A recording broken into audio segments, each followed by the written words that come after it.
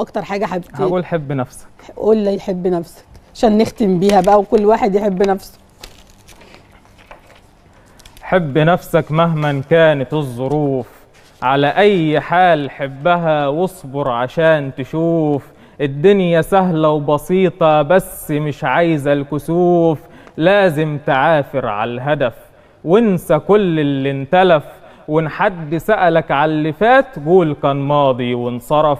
شفت كتير سنين خذلان بس كنت عايش راضي وبشرف، والدنيا فيها ناس كتير بس للأسف لا تتصاحب ولا تنعرف.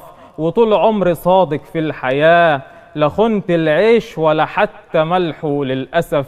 وفجأة ظهر لي ورقه وكل شيء بان لي واضح وانكشف.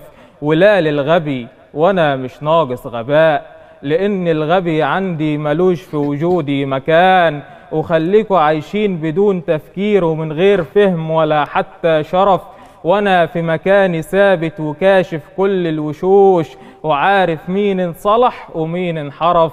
وكل كلامكم بوصلي وانا عادي ولا يشغلني، ونفسي بقى تسيبوني في حالي وتعملوا معروف، لاني زي الجبل صلب في مكاني وعمري ما عرفت طعم الخوف.